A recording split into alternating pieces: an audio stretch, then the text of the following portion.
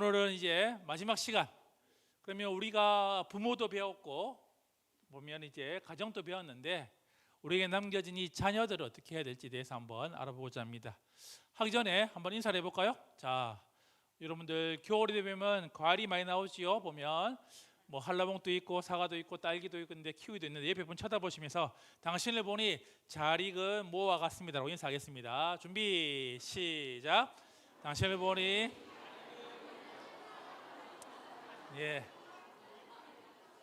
뭐 한라봉 같기도 하고 뭐 딸기 같기도 하고 키위 같기도 하고 좋습니다.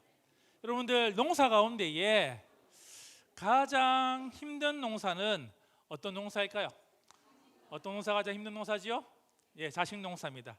부모들은 이 마음을 아는데 여러분들 우리 자식들은 어떤 농사가 제일 힘들까요? 부모 농사일까요? 보면 작물들은요 씨를 뿌리고 봄에 씨를 뿌리고 여름에 물을 주면 1년생이면 어떻게 해요? 보통은 이제 열매를 맺습니다. 그리고 조금 더 긴 거 사과라든지 배라든지 이런 과일들은 보면 이제 한 5년에서 10년 정도 걸리겠죠. 그런데 우리 자식 농사는 언제 끝이 날까요? 보면 이거 씨를 주고 밥을 주고 이거 뭐 하는데 될까요? 끝이 없습니다. 그렇죠? 보면 그래서 농사가 가장 힘든 농사가 자식 농사입니다. 요즘 젊은 어머니들 가운데에 보면 아이들은 효도는 언제 끝날까요? 보통 이제 우스갯소리로 아이들의 효도는 몇 살에 끝나지요? 몇 살에 끝납니까? 몇 살에 나이로? 4살까지가 효도 다 하고 그 다음부터는 어떻게 하지요? 효도가 아니라 어떻게 한다고요? 보면 불효를 일으키는 그와 같은 이야기를 하시죠. 그래서 보면 미운 몇 살? 미운 4살, 5살이라 하고 또 조금 더 과학한 표현으로 보면은 이런 표현을 쓰면 안 되는데 보면 뭐 하고 싶은? 보면 이제 보면 좀 과격한 표현이지만 용서해 주세요. 죽이고 싶은 뭐 보면 이제 7살이라는 표현도 있습니다. 그리고 사춘기를 지나갑니다. 그럼 어떻게 할까요?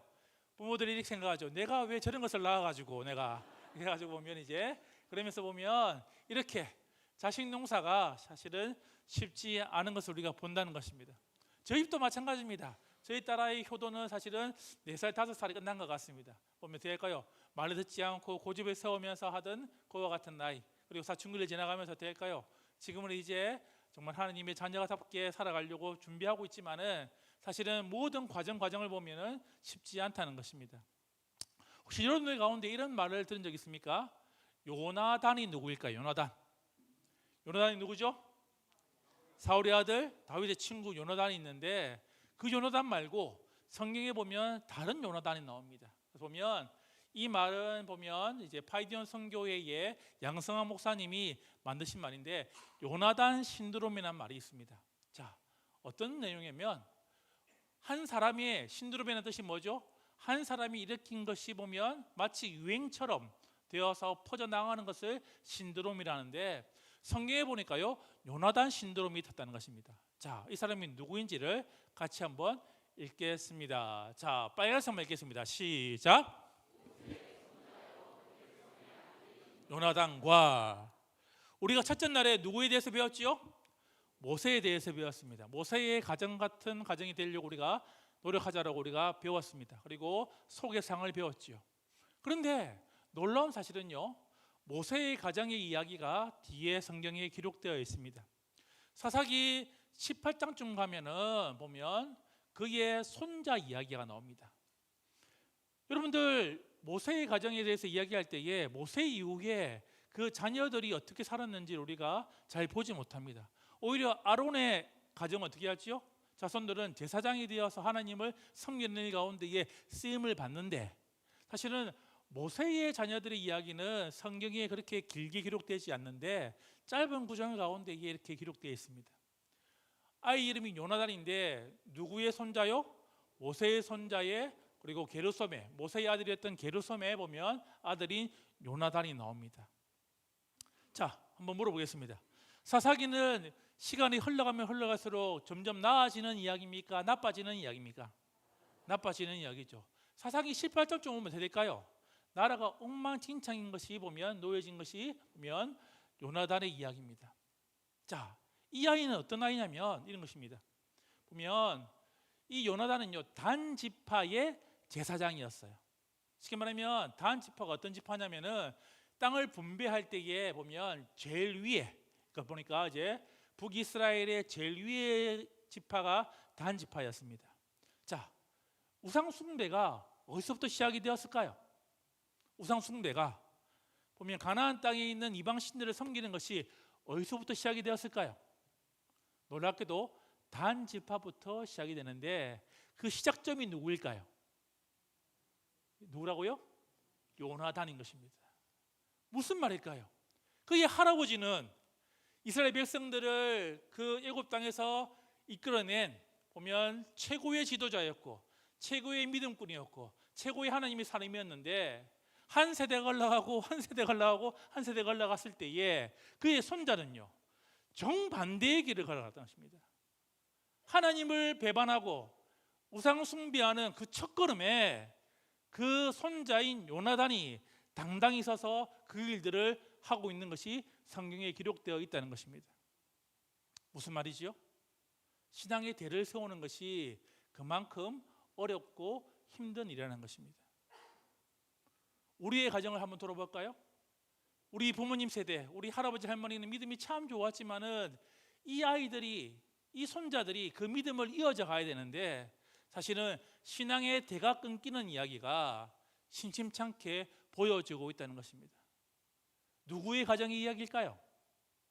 사실은 여러분의 가정의 이야기일 수도 있고 저희의 가정의 이야기도 될 수 있다는 것입니다. 우리는 그러면 궁금한 질문을 던집니다. 내 가정이, 내 자녀가 무너졌을 때에 우리가 그러면 어떻게 해야 되는가? 도대체 내 가정이, 내 자녀와 내 손자들이 이 신앙의 대를 잊지 못할 때에 우리가 그러면 어디로 다시금 돌아가야 되는가?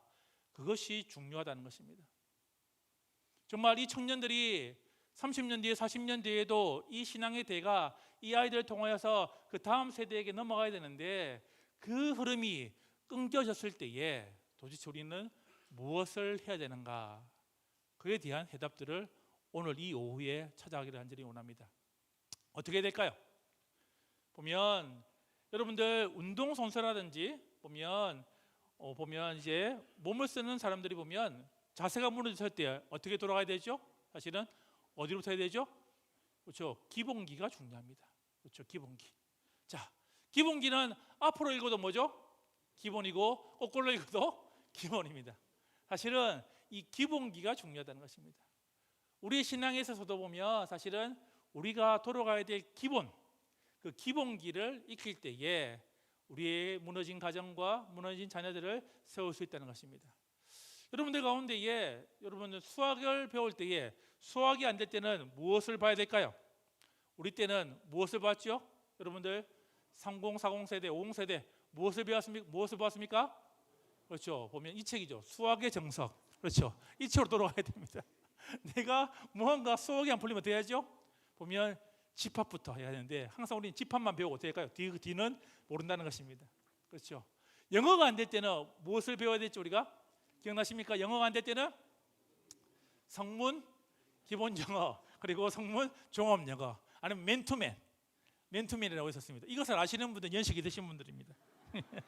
우리 젊은 분들은 막 이게 뭔지 모르겠지만 우리가 공부가 안 될 때에 사실은 영어가 안 되거나 수학이 안 될 때 뭐죠? 기본기, 기본적인 책으로 돌아가야 한다는 것입니다. 마찬가지입니다. 우리의 신앙도 우리가 흔들릴 때에 우리의 신앙이 정말 무너졌을 때에 우리가 돌아가야 될 성경의 말씀이 있다는 것입니다. 그 말씀이 어디죠? 오늘 우리가 읽었던 어떤 말씀이죠? 신명기 6장 4절에서 9절 말씀이 그와 같은 말씀이라는 것입니다. 신앙교육의 정석 보면 들으라 이스라엘이라고 마치면서 어떻게 해요? 우리가 무너졌을 때에 우리의 자녀 교육이 무너졌을 때에 우리의 가정이 무너졌을 때에 우리가 돌아가야 될 신앙의 정석이 여기 있다는 것입니다. 여러분들 신명기는 어떤 책일까요? 혹시 신명기라는 한자어를 알고 계신가요? 보면 어떤 한자어지요? 보면 신자가 어떤 신자입니까? 매우 신자입니까? 예. 신자가 어떤 신자지요? 거듭신입니다. 그렇죠? 그리고 명령할 명에 기록할 기입니다. 신명기 뜻은 뭐냐면은 보면 두 번째로 하나님의 명령을 기록한 성경책이 어떤 성경책이라고요? 신명기라는 것입니다. 왜 두 번의 율법이 필요했을까요? 처음에 이스라엘 백성들이 이제 출애굽을 했을 때에 모세를 통하여서 시내산에서 어떻게 하죠? 하나님의 율법을 받습니다. 그런데 이 첫 세대는 어떻게 됐죠? 하나님 앞에 범죄함으로 말미암아 광야 40년 동안 어떻게 할까요? 광야에서 다 죽었습니다. 그리고 다음 세대가 자라났습니다. 가나안 땅에 들어가기 전에 뭘까요? 이제 이 세대들에게 다시금 하나님의 말씀, 하나님의 그 명령을 기록한 것이 뭐라고요? 신명기라는 겁니다. 오늘 오후에 사실 우리 유스팀들에게 던지는 하나님의 말씀이 여기 있다는 것입니다. 이 부모 세대에게 던졌던 그 말씀을 어떻게 한다고요? 다시금 너의 삶 가운데에 두 번째 율법으로 내가 주겠다는 것입니다. 신명기는요, 여러분들 아주 심플한 성경책입니다. 보면 가나안 땅에 들어오기 전에 이스라엘 백성들에게 모세가 설교한 이야기가 신명기인데요.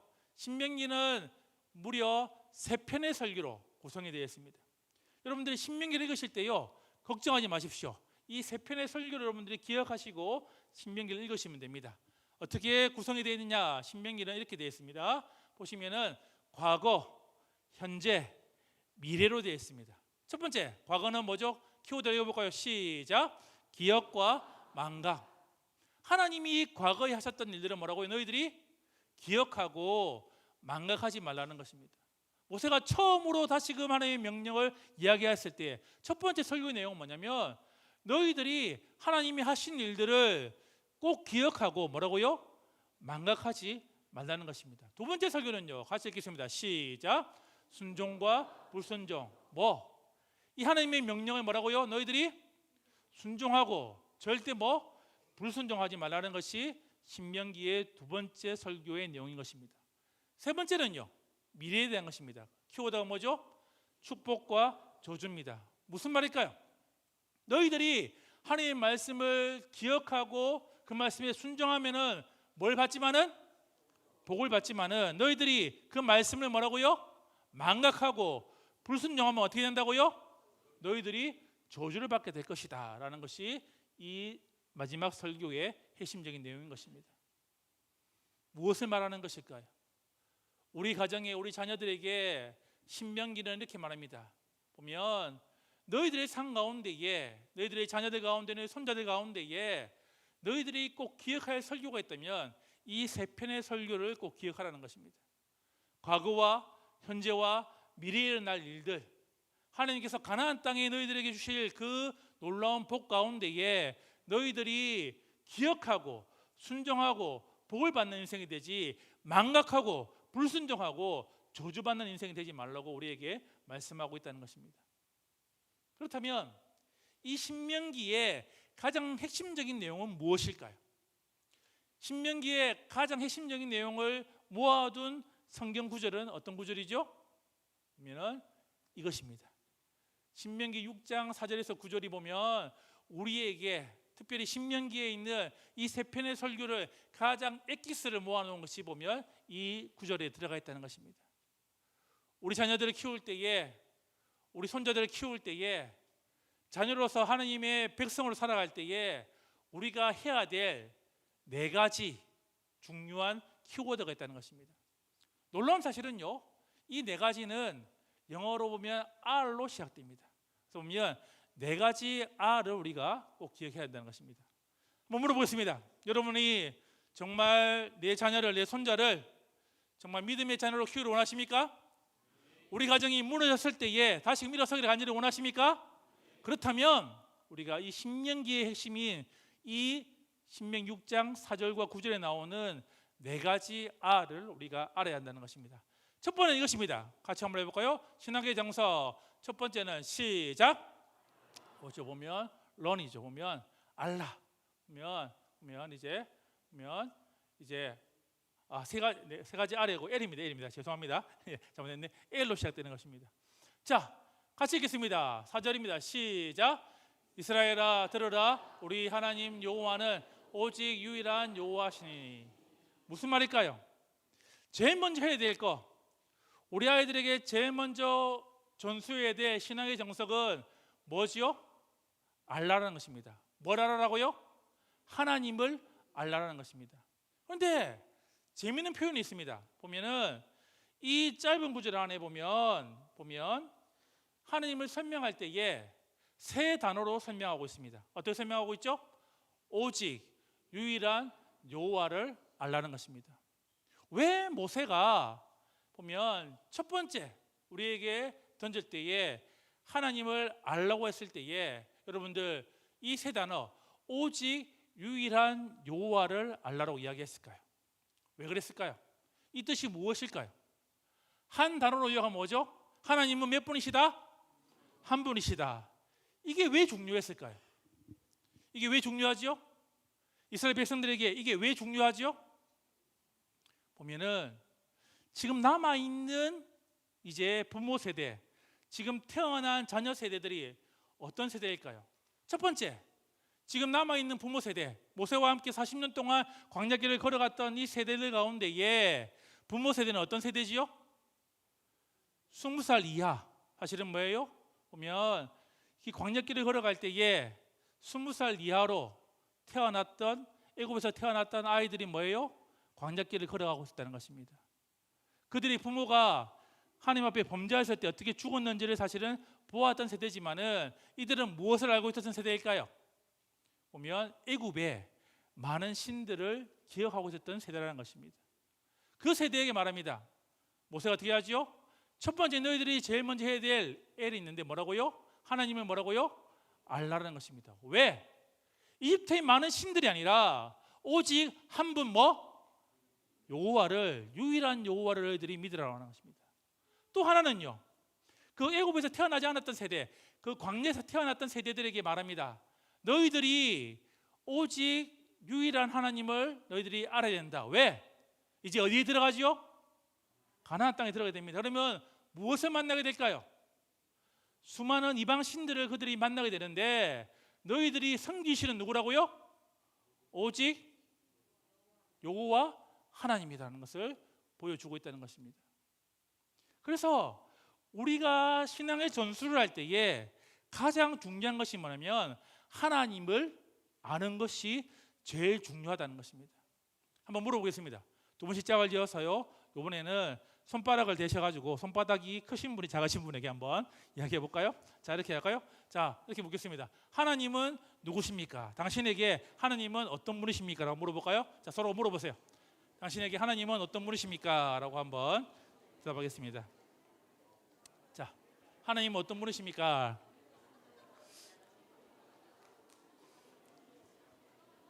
자, 우리 중고등부 우리 유스 팀들, 하나님 어떤 분이시죠? 예? 하나님 어떤 분이십니까? 오직 유일한 여호와 하나님. 그렇게 믿으십니까? 또 하나님 어떤 분이실까요? 여러분들, 하나님 어떤 분이십니까? 누구십니까?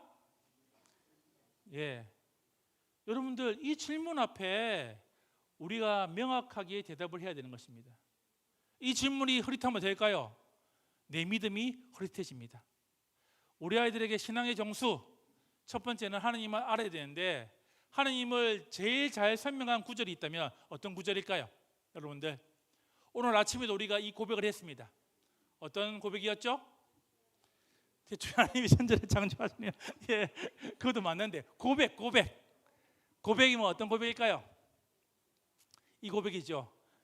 사도신경과 주기도문에 보면 어떻게 하지요? 제일 먼저가 뭐가 나올까요? 하나님에 대한 이야기가 나옵니다. 왜 우리의 신앙의 선배들이 하나님에 대한 얘기를 제일 앞에 배치시켰을까요? 왜 그렇지요? 우리의 믿음의 주체시요, 우리 믿음의 뿌리가 어디라고요? 하나님인 것입니다. 어떻게 표현되어 있습니까? 같이 한번 읽어볼까요? 시작. 전능하사 천지를 만드신 하나님 아버지를 내가 믿사오며. 믿으십니까? 이 구절은요, 엄청난 구절입니다. 우리가 하나님을 고백할 때에 이렇게 고백한 것을 믿으시면 여러분들이 엄청난 고백이라는 것입니다. 한번 설명을 드리겠습니다. 여러분들, 전능하사 천지를 만드신 하나님을 믿으십니까? 하나님은 어떤 분이시죠? 그러면 전능하신 분이시고 천지를 만드신 분이십니다. 달리 말하면 초월하신 분, 이 모든 세상을 다스릴 뿐만 아니라 전지전능하신 초월자가 되시는 분이 누구라고요? 하나님이라는 것입니다. 그런데 이 초월자 되신 하나님이 어떻게 한다고요? 누구와 가장 친밀할까요? 그렇죠. 아버지 되신 그 하나님을, 아버지를 내가 믿는다는 것입니다. 무슨 말이죠?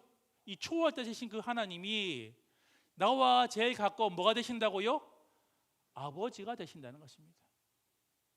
이 고백이 그런 고백입니다. 가장 힘이 세시고 가장 능력이 많으신 분이 이제는 가장 나와 가까운 뭐가 되신다고요? 아버지가 되신다는 것입니다. 우리가 사도신경을 외울 때에 이 구절을 외울 때는 그런 의미라는 것입니다.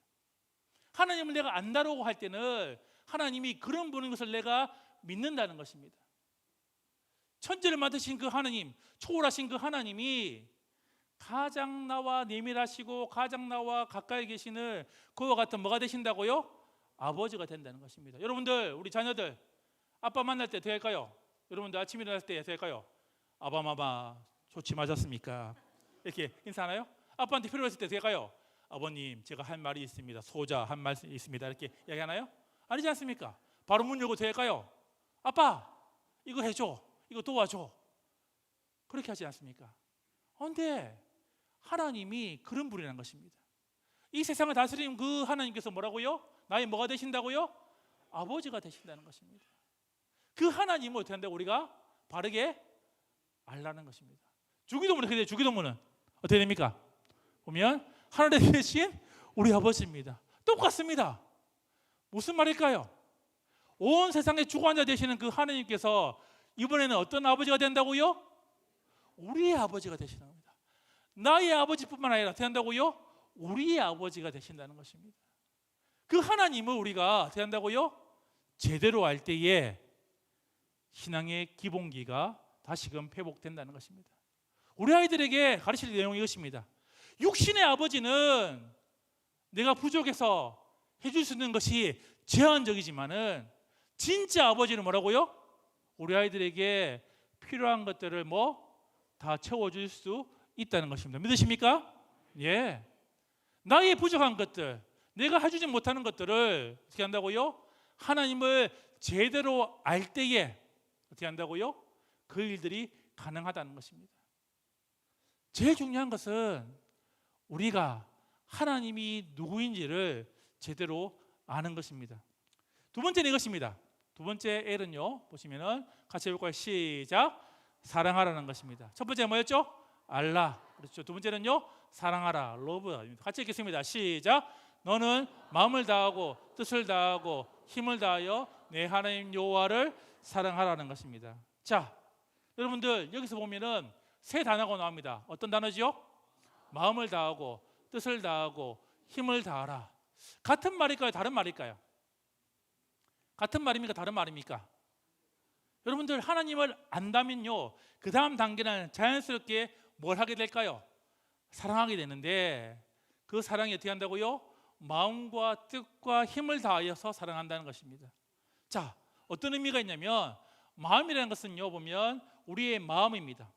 내 몸속에 있는 것을 말합니다. 내 의지, 내 생각, 내 안에 있는 모든 것을 가지고 뭐 한다고요? 사랑한다는 것입니다.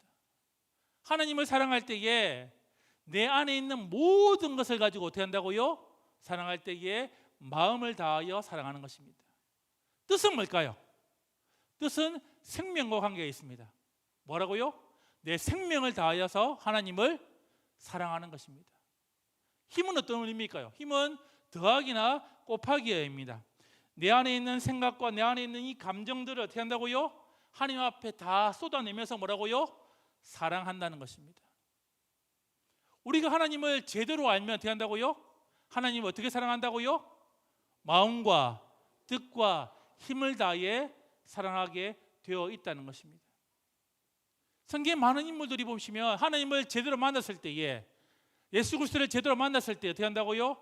그들의 마음과 뜻과 힘을 다하여서 하나님을 사랑하고 예수님을 사랑하는 것을 볼 수 있습니다. 그런데 문제는 뭘까요? 우리가 하나님을 그렇게 사랑하지 않는다는 것입니다. 지난 한 주에 여러분들의 마음에 뜻과 힘을 다해서 사랑하는 것은 무엇일까요? 요즘 한국 사회는요, 이 기사가 매일 나옵니다. 뉴스를 틀면 뭐가 계속 나와요. 어떤 이야기가 지금 한국 사회의 가장 핫 이슈죠?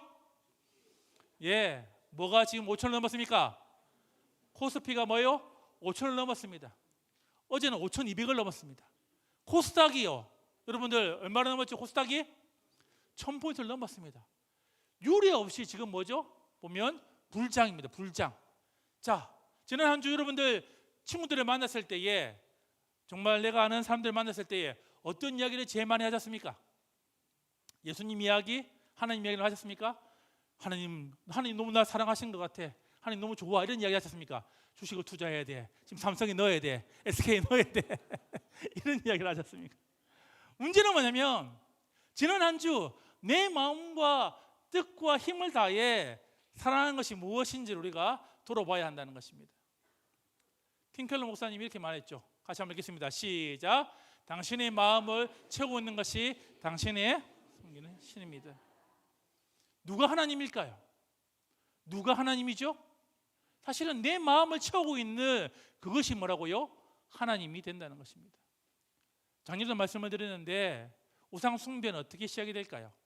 같이 읽겠습니다. 시작. 내 삶에 필요한 것이 절대적인 것이 될 때에 우상 숭배가 시작됩니다. 돈은 필요합니까? 필요하지 않습니까? 필요하지요. 주식을 투자해야 됩니까? 안 해야 됩니까? 투자할 필요가 있지요. 그런데 이 필요한 것이 뭐가 될 때요? 절대적인 것이 될 때에 뭐가 된다고요? 그것이 우상 숭배가 되는 것입니다. 하나님을 사랑할 여유가 없습니다. 왜? 그것이 나의 하나님이기 때문에 된다고요? 거기에 내 마음과 뜻과 힘을 다한다는 것입니다. 그럴 때 어떻게 되죠? 우리의 신앙이 무너지게 되어 있다는 것입니다. 문제는 이것입니다. 진짜 내 아이와 내 자녀와 내 손자들이 정말 잘 되기를 원한다면, 하나님을 제대로 알았다면 된다고요? 하나님을 어떻게 한다고요? 사랑하는 것이, 이것이 당연하도록 도와줘야 한다는 것입니다. 한번 물어보겠습니다.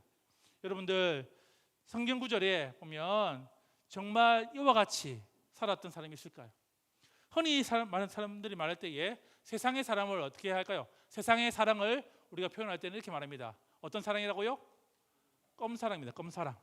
여러분들 껌을 씹을 때 언제까지 씹습니까? 껌을 언제가 씹죠? 단맛이 딱 끝날 때까지. 단맛이 끝난데도 되고, 여러분들 평생 껌을 씹는 분이 계신가요?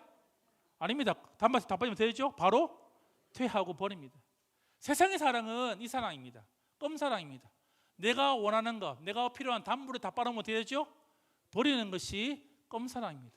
근데 하나님의 사랑은요, 어떤 사랑일까요? 껌사랑이 아니라 뭐라고요? 끝사랑입니다. 끝까지 사랑하는 것입니다. 왜 하나님이 우리에게 끝까지 사랑하셨을까요? 아들 예수 그리스도를 우리에게 어떻게 한다고요? 주셨기 때문에 하나님이 당연하게 우리에게 뭘 요구하실 수 있습니까? 우리에게도 사랑을 요구하실 수 있다는 것입니다. 끝사랑을 보여줬기 때문에 어떻게 한다고요? 너도 뭐라고요? 끝사랑을 나에게 보여달라는 것입니다.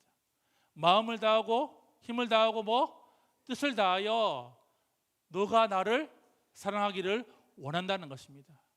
껌사랑이 아니라 어떤 사랑이요? 끝사랑으로 하나님을 사랑하라는 것입니다. 한번 물어보겠습니다. 성경에 이렇게 살았던 사람이 있을까요? 마음을 다하고 뜻을 다하고 힘을 다하여 하나님을 사랑했던 사람이 있을까요? 이 표현 그대로 쓰임받았던 사람이 있을까요? 예, 성경에 딱 한 사람 나옵니다. 이 표현을 그대로 했던 사람은 딱 한 사람 나와요. 구약에 보면 딱 한 사람 나옵니다. 누구일까요? 이렇게 되어 있습니다. 한번 같이 읽겠습니다. 시작. 요시아와 같이 마음을 다하며 뜻을 다하며 힘을 다하여 모세의 모든 율법을 따라 여호와께로 돌이킨 왕은 요시아 전에도 없었고 후에도 그와 같은 자가 없었더라라는 것입니다. 누가 그렇게 살았다고요? 요시아가 살았다는 것입니다. 그런데 여러분들 반전이 있습니다. 요시아는 믿음의 가정에 자랐을까요? 불신앙의 가정에 자랐을까요? 자, 질문입니다. 요시아는 믿음의 가정에 자랐습니까? 불신앙의 가정에 자랐습니까? 보시면요, 요시아의 할아버지가 누구죠? 여러분들 요시아의 할아버지가 누굴까요? 보면 누구냐면 므낫셋입니다. 므낫셋. 므낫셋이 어떤 왕이죠? 이스라엘에서 가장 악한 왕, 우상 숭배를 하고 예수님 믿는 제사장들을 모조리 죽이고 난리 났던 왕이 뭐죠? 므낫셋이었습니다. 통치 기간이 몇 년이냐? 55년이었습니다. 55년. 55년 동안 장기 기간은 뭐예요? 하나님의 말씀을 다 뿌리씩 뽑았던 왕이 뭐라고요? 그의 할아버지 므낫셋이었습니다. 그의 아버지라고 알고 계시나요? 아버지가 누구일까요? 아버지는 아몬인데요. 아몬은 2년밖에 못 살았습니다. 왕이 되어서 어떤 일이 벌어졌을까요? 반란이 일어났습니다. 그렇대요. 자기 아버지가 반란 가운데 죽임을 당했습니다. 그리고 어떻게 됐죠? 몇 살에 왕이 되었죠? 몇 살에 왕이 됐습니까? 요시아가 8살에 왕이 되었습니다. 흔히 이렇게 오해하시는 분은 계세요. 우리가 할 때 요시아 하면 딱 제일 먼저 떠오르는 게 뭐죠? 뭐가 떠오릅니까? 종교 개혁입니다. 그렇죠? 이렇게 오해하시는 분은 계세요. 요시아가 8살 왕이 되었을 때에 종교 개혁을 했다라고 오해하시는 분이 많습니다. 종교 개혁 했을까요? 왕이 되었습니다. 8살짜리가. 자, 내가 이제부터 왕이다. 내 말을 잘 따라라. 이제부터 우상을 다 철폐해라. 이렇게 했을까요? 요시아가 그렇게 했을까요? 예? 여러분들 그렇게 생각하시면 성경을 잘못 보고 계시는 겁니다. 요시아가 8살 왕이 되었지만은 그가 하나님을 제대로 만난 나이는 언제일까요? 제대로 만난 나이는 언제지요? 보면 16세가 되어 있습니다. 그때 다윗의 하나님을 만났다라고 그가 표현되어 있습니다. 무슨 말일까요? 믿음의 가정에서 태어나지 않았던 이 요시아가, 믿음의 대를 한 번도 보지 못했던 이 요시아가 16살에 하나님을 만나게 됩니다. 누굴 통해서 만났을까요? 그러면 도대체 이 요시아는 누굴 통해서 하나님을 만나게 됐을까요? 여러 추측이 있지만은 많은 가운데 공통된 의견은 뭐냐면 그 당시에 제사장과 그리고 서기관들을 통해서 하나님을 알게 되었다는 것입니다. hil기야와 또 여선지자 훌라를 통해서 될까요? 그 성경에 보면 하나님을 더 깊이 아는 것을 보게 되는 것입니다. 무슨 말이지요? 우리 가정이 비록 믿음의 가정이 없고 비록 내가 믿음이 1세대지만 어떻게 한다고요? 하나님이 그 1세대도 어떻게 한다고요? 들어서 사용한다는 것입니다. 그리고 어떻게 할까요? 4년 뒤에 20살이 되었을 때에 그가 종교개혁을 시작합니다. 모든 우상들을 회파하고 어떻게 하죠? 다시금 하나님 말씀 앞에 무릎 꿇는 인생으로 바뀌고 그가 마음을 다하고 뜻을 다하여 힘을 다하여 하나님을 사랑하는 아이가 되었다는 것입니다. 진짜 우리가 아이들을 키울 때에 그와 같은 아이를 키우기를 원한다면 어떻게 한다고요? 보시면 이와 같이 하나님을 사랑하는 법을 배워야 하는 것이죠. 어느 시기에 하나님을 만나야 될까요? 그렇다면 어느 시기에 하나님을 만나야 되죠? 질문 이상한가요? 어느 시기에 하나님을 제대로 만나야 됩니까? 우리 오늘 어떤 예배죠? 헌신 예배죠? 유수 시절 때에 하나님을 만나야 됩니다. 여러분들 청소년 시기 때요 이런 질문을 하셔야 됩니다. 작년에도 제가 한번 말씀드렸는데 저희 딸아이가 고2 때에 이렇게 말했습니다. 아빠, 예수님이 살아계신지 잘 모르겠어. 예수님을 못 믿겠어. 이렇게 이야기를 했습니다. 목사의 딸이 그렇게 이야기했어요. 여러분들 어떻게 대답해야 됩니까? 자, 우리 장로님들, 권사님들, 여러분의 아이가 어느 날 오더니 아빠, 엄마, 예수님 못 믿겠어. 이렇게 했을 때에 어떻게 대답하셔야 됩니까? 예? 일단 뭐부터 시작해야 됩니까? 그러면 등장 한 대 때려서 시작해야 됩니까? 야, 이 믿음 없는 거사. 그래가지고 지금까지 뭐 배웠어? 이렇게 했을까요? 제가 어떻게 대답했을까요? 제가 이렇게 대답했습니다. 그래. 아빠는 너가 그 질문을 하기를 기다렸다는 것입니다.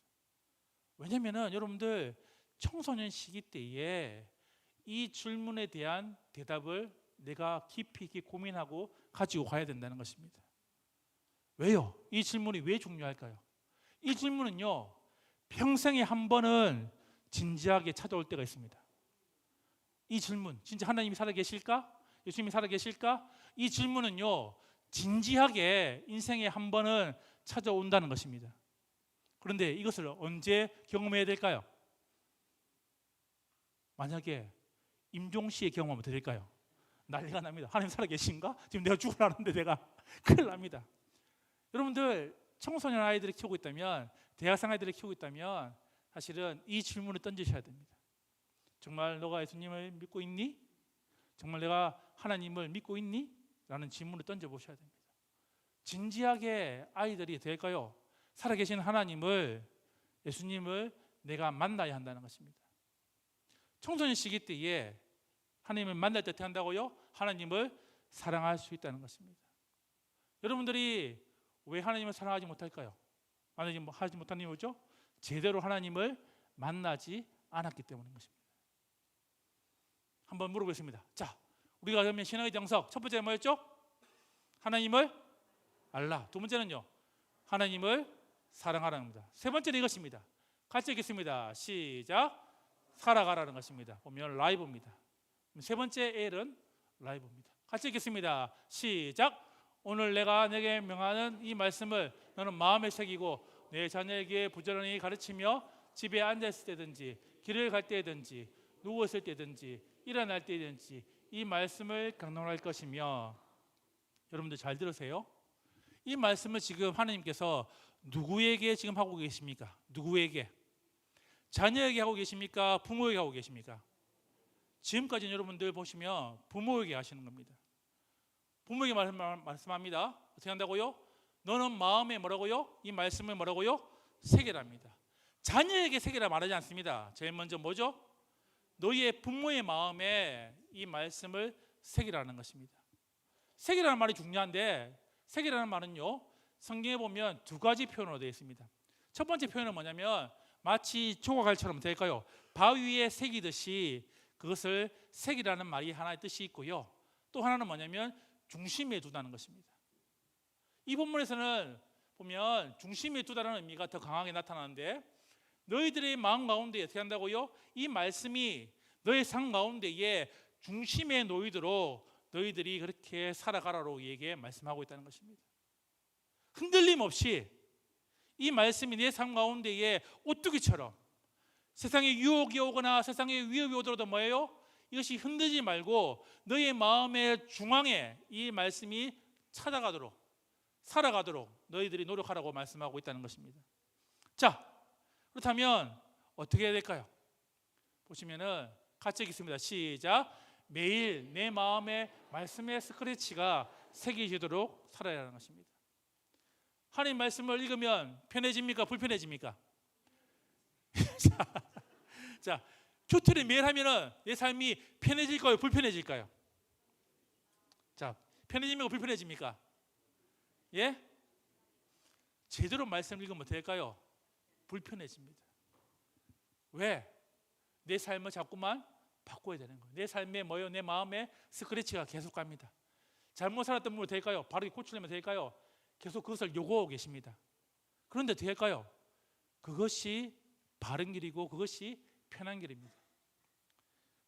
보시면은 이 짧은 구절에 보면 이제 마음에 새고 난 다음에 부모가 해야 될 일이 있습니다.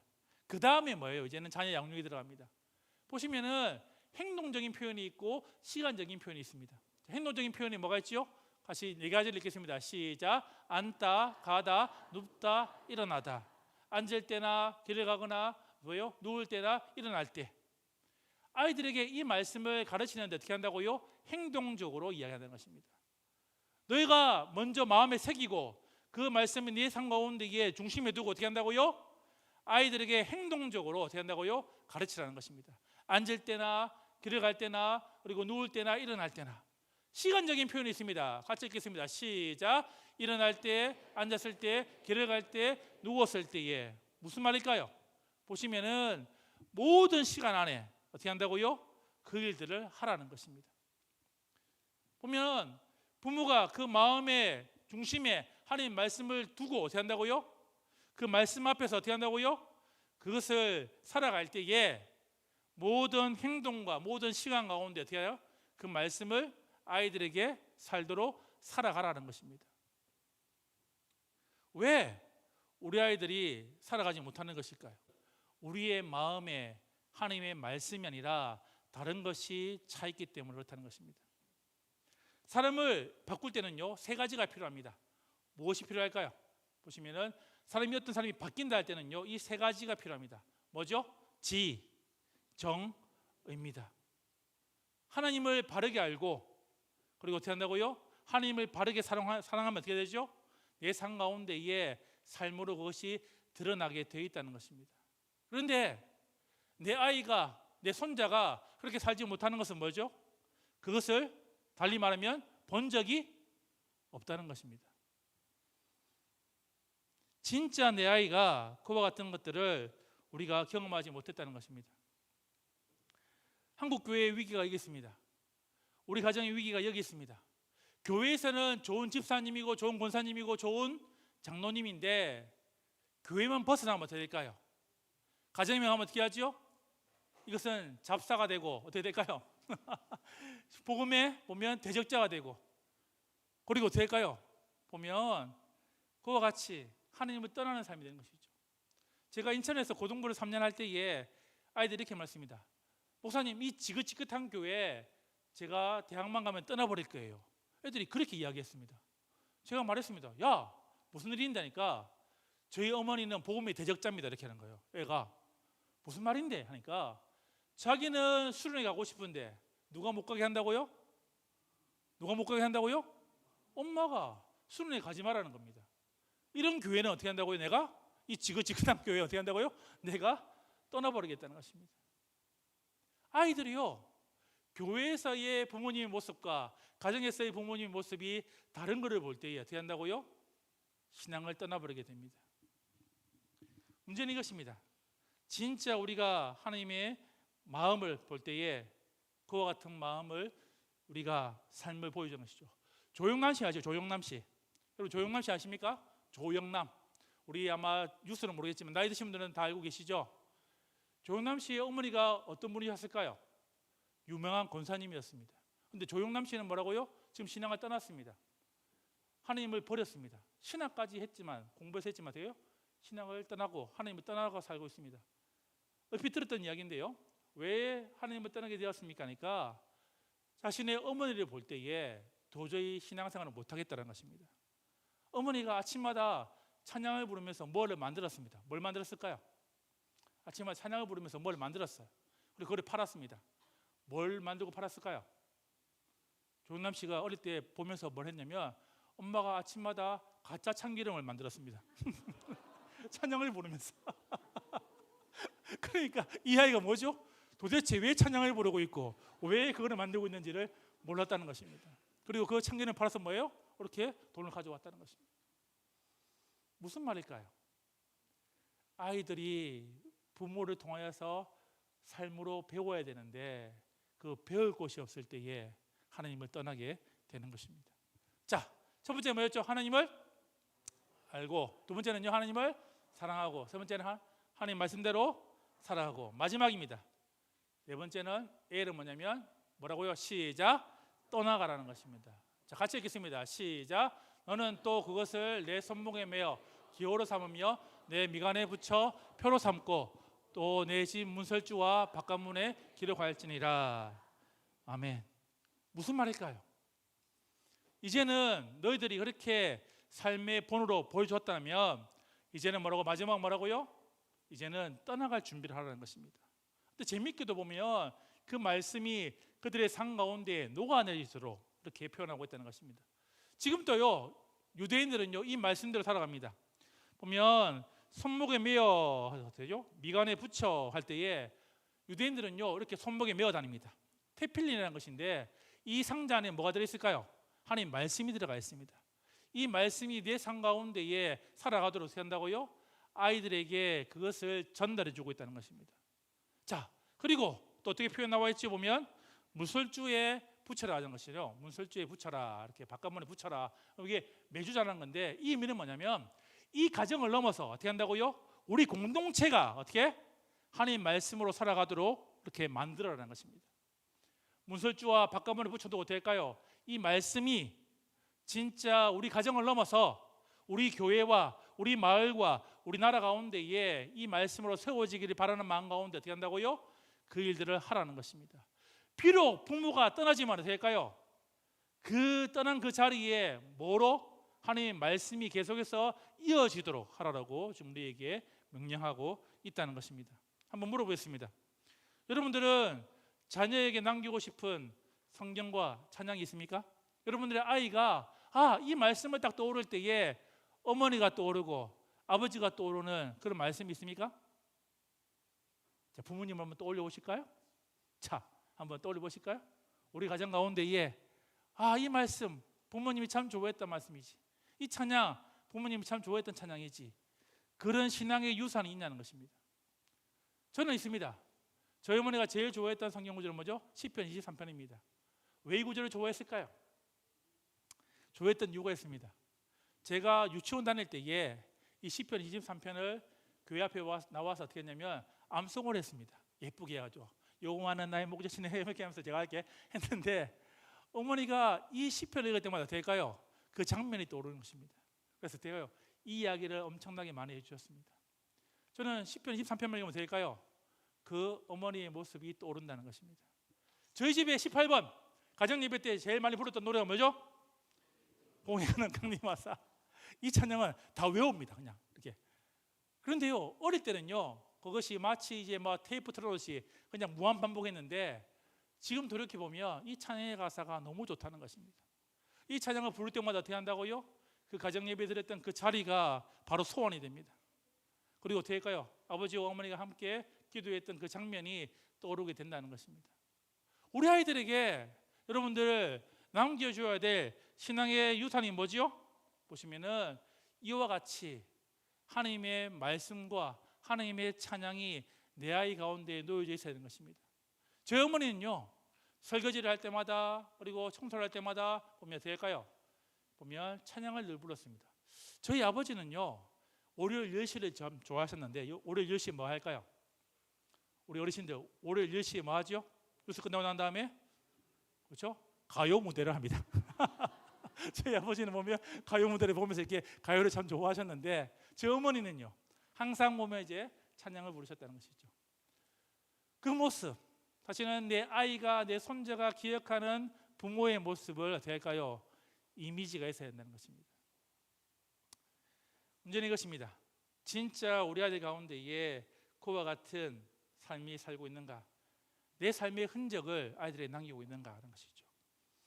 여러분들 아이를 진짜 잘 키우는지 못 키우는지를 알 수 있는 방법이 딱 하나 있습니다. 이 질문을 던지시면 내가 지금 아이를 잘 키우는지 못 키우는지를 대본에 알 수 있습니다. 오늘 밤에 가셔가지고 여러분들의 아이한테 물어보십시오. 이 질문을 해보십시오. 누구야? 네가 생각할 때에 엄마 아빠가 제일 중요하게 여기는 것이 뭐라고 생각해? 라는 질문을 던져보십시오. 아이가 대답할 때 이런 대답이 나오면 고민해 보셔야 됩니다. 대학, 공부, 성적, 성공, 취업. 그러면 뭘까요? 그 아이는 뭐라고요? 부모가 그 모습을 보여주었다는 것입니다. 대신에 이런 대답이 나오면 여러분 잘 키우고 계십니다. 교회, 하나님, 예수님. 이런 대답이 나오면 된다고요? 아이를 잘 키우고 있다는 것입니다. 저희 딸에게 제가 가끔 물어봅니다. 다행스럽게 저희 딸아이는 어떻게 대답할까요? 주아인데 이름이 주아야 아빠가 뭘 제일 중요하다고 생각하면 저희 딸은 말합니다. 아빠는 보면 교회인 것 같아, 하나님인 것 같아, 이런 이야기를 합니다. 아이가 볼 때 뭐죠?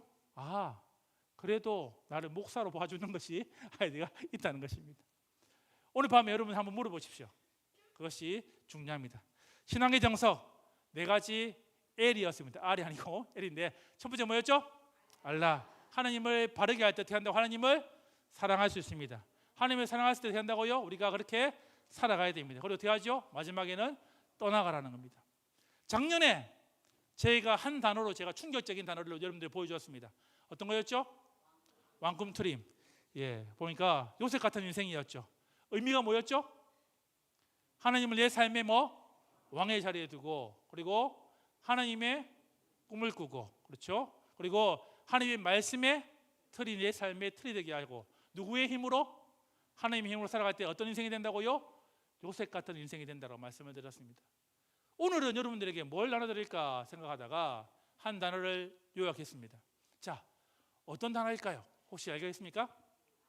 그렇죠. 보면은 이겁니다. 오늘 여러분들에게 근데 알사탕을 나눠드릴 겁니다. 알사탕. 자, 어떻게 할까요? 이 의미는 뭘까요? 자, 알은 뭐죠? 알고, 사는요 사랑하고 살아가고, 탕은 뭘까요? 탕하고 뭐요? 떠나가라는 것입니다. 예, 탕하고 뭐? 떠나가라는 것입니다. 그래서 뭐라고요? 알사탕입니다. 예, 제가 분명히 2부 예배 때, 이게 5예배 때 쓴다 했는데 우리 드림교회 교육자님들이 믿음이 좋아가지고 이 알사탕을 무려 600개를 샀답니다. 자, 오늘 몇 개 들고 가야 될까요? 집에? 예, 2개씩 들고 가시기 바랍니다. 그리고 대가 하나는 내가 먹고 다른 사람은 대가 하나는 될까요? 여러분 이렇게 하죠. 알사탕 무슨 뜻인지 아니? 예, 너희 가정이 잘 되려면 이 알사탕을 먹어야 돼. 어떻게 한다고요? 하나님은 뭐라고요? 바르게 알고, 하나님은 뭐? 사랑하고, 하나님께 어떻게? 살아가고, 탕하고 뭐라고요? 떠나갈 준비를 하라는 것입니다. 그래서 뭐? 알사탕을 주십시오. 한번 옆에 봉해서 할까요? 알사탕이 됩시다. 시작. 예, 그렇습니다. 보면 풀꽃이라는 시가 있죠. 같이 한번 해볼까요? 시작. 자세히 보아야 예쁘다, 오래 보아야 사랑스럽다, 너도 그렇다. 근데 리메이크 버전이 있습니다. 같이 읽겠습니다. 시작. 오래 보지 않아도 사랑스럽다, 너는 그렇다. 하나님이 우리에게 보실 때에, 자녀는 우리 보실 때에 저는 저렇게 볼 것 같습니다. 자세히 보지 않아도 뭐예요? 예쁘고 아름답고 뭐라고요? 사랑스럽다는 것입니다. 여러분들 아이들을 바라볼 때에 그런 눈으로 바라보십시오. 진짜 하나님의 나라의 백성답게 살아가는 그 아이가 때로는 넘어지더라도, 때로는 내 계획대로 이루지 않더라도 그와 같은 인생을 돌아보라는 것입니다. 한 가지 이야기만 하고 이제 마치도록 하겠습니다. 제가 지난주에요 서울에 갔습니다. 요즘 하는 게 뭐냐면은 한국 교회 가운데에 부흥하는 교회, 그리고 정말 다음 세대가 잘 세워져가는 교회를 제가 이제 탐방을 하고 그런 교회들을 이제 보러 봤는데, 지난주에는 제가 서울에 있는 보면 이제 3040 세대가 자라는 교회를 가게 되었습니다. 그 목사님과 이제 만나고 또 10월달에 있는 행사 때문에 섭외 때문에 갔었는데요. 그날 설교를 그 목사님이 하지 않고요, 보면 이제 총신대학교에 보면 이제 신학교 교수님이 와서 설교를 하셨습니다. 마지막 설교를 마치고 난 다음에 간증을 했습니다. 여러분, 제가 간증할 것이 있습니다 하더라고요. 그래서 보니까 어떤 간증을 할까 하는데 자기 자녀에 대한 이야기였습니다. 그러니까 이 집안에는요 보면 예술적으로 뛰어난 사람이 아무도 없었는데 그 아이가 고등학교를 갈 때에 예고를 가고 싶어하는 거예요. 작곡가를 가고 싶어하는 거예요. 그래서 다니면 목사님이 다시금 생각해봐라고 했는데 A가 내가 이 길입니다라고 이야기했을 때에 그 교수님이 경기도에 있는 집을 다 팔아가지고 서울에 전세로 와가지고 아이를 이렇게 이제 학업을 시켰다는 것입니다. 이제 고3이 돼가지고 이제 수능을 쳤습니다. 결과가 어떻게 됐을까요? 7군데를 넣었는데 어떻게 하죠? 다 되었다는 거예요. 그 간증을 하시는 거예요. 그 간증을 했더니까 뒤에 있는 집사님이 뭐라 말씀하셨을까요? 충격적인 말씀을 하셨습니다. 뒤에 있는 집사님이, 제가 뒤에 좀 앉아 있었거든요. 어떻게 했을까요? 딱 한마디 했어요. 잘 되니까 간증하지. 제가 듣도 못하고 답 들었어요. 이렇게 했는데, 그런데 잘 되니까 간증하지 이렇게 하셨어요. 여러분들, 간증은 잘 될 때 하는 겁니까? 잘 되는 건 간증하는 겁니까? 잘 안 된 이야기를 해드리겠습니다. 저희 집 이야기입니다. 극한 집에 보면 이제 거기 아내가 보면 이제 거기 반찬하면서 뭘까요? 제일 싫어하는 단어가 어떤 단어죠? 보면 엄마, 딸이 뭐요? 엄마, 내 뭐가 됐다고요? 집안에서 뭐가 됐다고요? 반장 됐어. 그러니까 엄마가 뭐요? 반장. 그놈의 금반장 하지 말라고 될까요? 그렇게 하는데, 제가 올 한 해 2달 동안 보면 제일 많이 들었던 단어가 뭐냐면 예비라는 말을 저는 참 좋아했는데요. 2달 동안은요 그 단어가 너무 싫어지더라고요. 저희 딸아이가 올해 수능을 쳤습니다. 열심히 했는데 보면 뭘까요? 항상 뭐요? 예비가 나와. 뭘 예비해야 될지 모르겠네요. 예비 나오는 거예요. 근데 예비되면 될까요? 들어가면 되는데 계속 못 들어가는 거예요. 예비. 엊그저께 우리가 파티를 했습니다. 어떤 파티 했을까요? 우리 식구들 모여서 파티를 했어요. 어떨까요? 보면 예비 파티를 했습니다. 예비 파티를. 도저히 올해는 우리가 안 될 것 같아요. 그래서 가지고 딸에게 했습니다. 우리 예비 파티 하자. 모르겠다. 이제 하나님의 뜻이 뭔지 모르겠지만 정말 하나님께서 좋은 거 주실 것 같다. 우리 예비 파티 하자 가지고 예비 파티 했습니다. 그러고 난 다음에 제가 딸의 말입니다. 얘야 참 고맙다. 우리 보면 너 때문에 우리가 재수 있는 가정이 되겠다 이렇게 했어요. 재수 없는 가정이 아니라 뭐예요? 재수 있는 가정이 될 것 같아. 딸한테 제가 이렇게 표현했습니다. 여러분 표현 잘하셔야 됩니다. 되게 웃으면서 하셔야 돼요. 야 이렇게 돼요. 재수 없는 가정 될 거야. 재수 있는 가정 되는데 이렇게 해요. 아 딸아, 너 때문에 내가 우리 가정이 재수 있는 가정 될 것 같아. 이렇게 했어요. 저희 딸이 될까요? 보면 시무룩했습니다. 그러고 난 다음에 밥을 먹고 난 다음에 어디로 갔냐면 코스트코에 갔습니다. 아이가 쇼핑을 하고 싶다 하더라고요. 코스트코 갔습니다. 가는데 축 처져 있어요. 제가 말했습니다. 딸아, 걱정하지 말라고. 사실은 아빠도 뭐 했다고요? 재수했어. 그러니까 이거 뭐예요? 갑자기 얼굴이 환해졌습니다. 아빠도 재수했어? 몰랐어. 아빠 재수했어. 또 한 번 더 이야기했습니다. 얘야, 더 놀라운 게 있다. 뭐냐? 큰 아빠도 재수했어. 우리 집은 뭐라고요? 재수 있는 집이야. 이렇게 했어요. 애가 어떻게 했을까요? 표정이 굳어졌는데 이제 조금 표정이 밝아졌습니다. 언어의 온도라는 책이 있습니다. 보면 그 책에 보면 첫 이야기가 지하철에 있는 할머니와 손자 이야기로 시작됩니다. 어떤 한 사람이 이제 지하철 타고 가는데 앞자리에 보니까 할머니와 손자가 이제 같이 앉았습니다. 할머니의 손에는 보니까 약봉지가 있는 거 보니까 얘가 아파서 어디 갔다 온 것을 이제 병원을 갔다 온 것을 알게 되었어요. 그러면서 되면 할머니가 그 손자의 머리에 손을 대면서 열이 있네. 가서 집에 가서 약을 먹어야겠다 하니까 손자가 말합니다. 할머니는 어떻게 그렇게 내가 아픈 것을 잘 알아? 이렇게 질문을 던졌습니다. 보통 할머니 같으면 어떻게 할까요? 나이 들면 다 알아. 할머니 모르는 거 없어. 이렇게 되는데 그 할머니 대답이 진짜 100점짜리였습니다. 더 아픈 사람은 덜 아픈 사람을 더 잘 알아. 여러분들 아이들이 실패할 때에 더 아파본 경험이 있는 부모가 그 아이를 위로할 수 있습니다. 내 아이가 실패 자리에 떨어졌을 때 어떻게 한다고요? 그 자리에서 그 아이를 이렇게 세울 수 있는 건 뭐죠? 그 아이를 위해서 더 아파본 그 부모가 그 아이를 세울 수 있다는 것입니다. 우리 가정 가운데에 실패 자리에 있습니까? 내 아이가 대학에 잘 안 됐습니까? 취업이 잘 안 됩니까? 제가 아이에게 말했습니다. 주아야, 아빠가 대학 1년 늦게 들어갔는데 잘못 사는 것 같아? 아이가 대답합니다. 아니, 큰아빠가 잘못 사는 것 같아?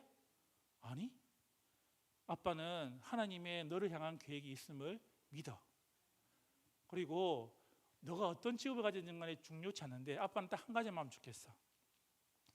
하나님의 제자를 세우는 직업을 너가 가졌으면 좋겠다. 그것이 미술이든지 그것이 어떤 직업이든지 간에 너가 하나님의 사람을 세우는 그 일에 쓰임 받았으면 좋겠어. 그 이야기를 해주었습니다. 7군데 다 합격한 그 교수님의 딸도 있습니다. 7군데 다 제비를 걸린 저희 딸도 있습니다. 그런데 하나님은 뭐요? 각각의 길들을 다 예비하고 계십니다. 믿으십니까? 예. 저희 집은 어떤 집이라고요? 재수 있는 집입니다. 여러분들 그렇게 생각하고 살아갔으면 좋겠습니다. 재미있는 사진 하나 있습니다. 보면 잠시만요. 요 앞에 있는데 보면 여기 이게 그 혹시나 저 앞에 거를 좀 사라지게 해줄 수 있나요? 앞에 보면 저기 보면 거기 저기 이제 헬스장에 보시면 이런 플랜카드가 붙었습니다. 보시면은 이제 보니까 매년 새해가 되면은 헬스장에 보면 이제 헬스를 하게 되시는데 보시면은 문구가 이렇게 됩니다. 보면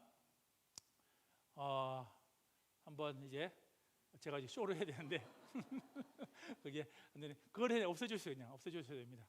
예, 보시면은 넘겨볼까요? 이런 문구였습니다. 문구가 제가 좀 문구를 바꾸려고 했는데 이제 안 되나요? 예, 보시면은 이런 내용이었습니다. 보면 여기죠. 자 여기는 서울인데 왜 당신은 지방 안에 살고 계시나요? 예, 헬스장에 붙여놨습니다. 여기는 서울인데 왜 당신은 지방 안에 갇혀 살고 있나 하십니다. 자, 어떻게 표현할 수 있을까요? 보시면은 여기는 천국인데 왜 자꾸만 우리는 여전히 세상 안에 살아가고 있냐는 것입니다. 우리의 눈을 좀 발에 떴으면 좋겠습니다. 실패할 수 있습니다. 무너질 수 있습니다. 그럼 어떻게 하죠? 다시금 일어서면 됩니다.